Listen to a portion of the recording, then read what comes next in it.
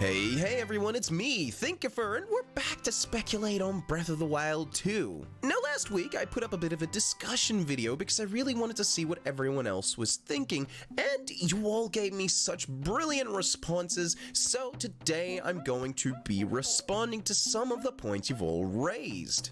That and a few rather large points that were brought up by Nintendo Black Crisis. Now, before we get into it, for those of you who might be wondering why my voice sounds a little different today, it's because I may or may not have gotten sick. Yes, I'm resting up, I'm looking after myself, and my voice is feeling good enough today to actually do this, so without further ado, let's dive right into it.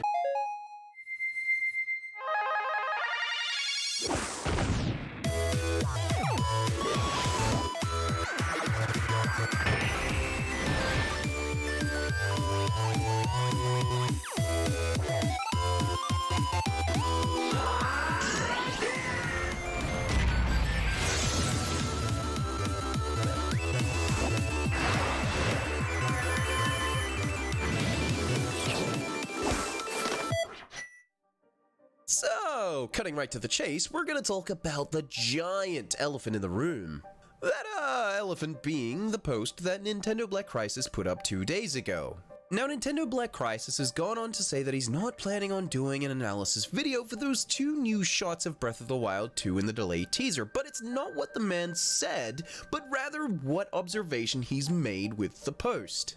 Now, taking a moment to digest this observation he's made, it's clear that he circled the areas of the Master Sword that were damaged by the malice, and the markings on the Dark Sheikah spires where the malice is shown to be present. Now, when you compare the markings on the Sheikah spires to that of the Master Sword's damaged areas, they look really similar. What these markings on the Master Sword look like to me is a circuit board, a circuitry of sorts, just like the markings on the Sheikah technology. Now, I do want to point out that this observation's been made already by the community, especially in the previous video and over in Discord. So thinkers, why is this even a thing? Why does it appear now that the malice has actually left an after image of a circuit board? And why does it look so similar to the circuitry of the Sheikah technology? Well, thinkers, this is where the video today turns towards the comments made on last week's discussion video. Now, some of the comments that came up from last week's video is that you think it's ridiculous to think that Ganon isn't using his malice for evil.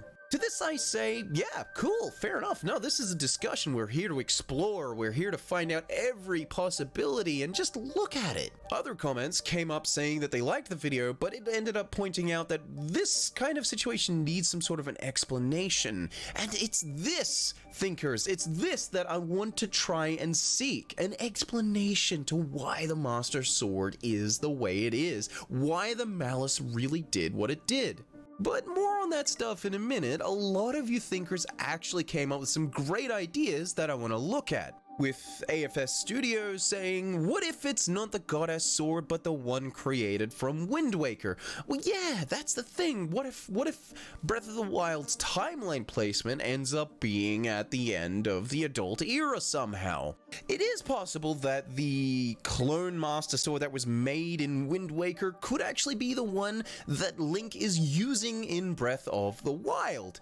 Now, moving on, another great idea brought up by Zion's Cave is that in Skyward Sword, when the Master Sword absorbed Demise, it somewhat weakened it to the point of being able to break, seeing that Demise is evil incarnate. To this I say this is a very clever idea, and I love it. I've actually talked about this idea before in a different video, slightly laterally. I think it was in my first video, but anyway, Zion, that's a pretty cool idea, one that I think justifies a whole video of its own. Now thinkers, let's turn our attention away from the Master Sword for a minute and look back at the malice again. Why did the malice leave somewhat of an imprint of the Sheikah circuitry on it? This is where I bring up a really interesting comment by Stuart the Zelda Holic. Power malice thinker, power malice.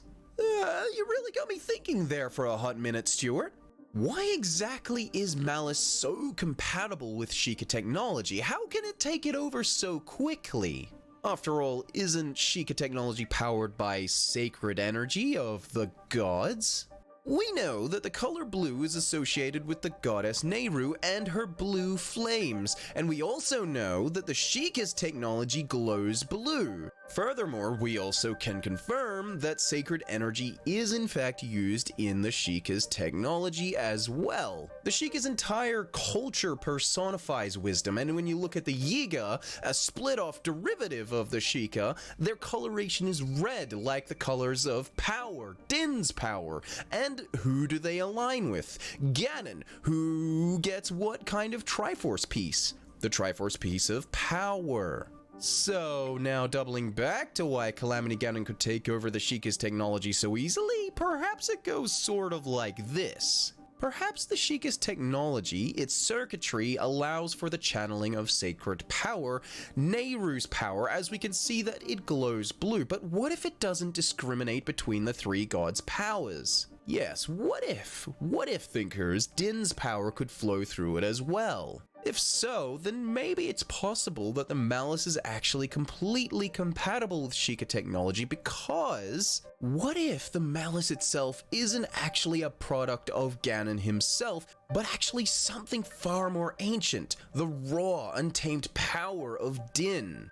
After all, what is power if not the will to control and to take or create? It's all entirely possible, but one thing that we need to actually consider is the Triforce mark on Zelda's hand. Observably, we can see that the Triforce is complete on her hand, but what if it's just the Triforce mark of wisdom? What if it's not a complete Triforce?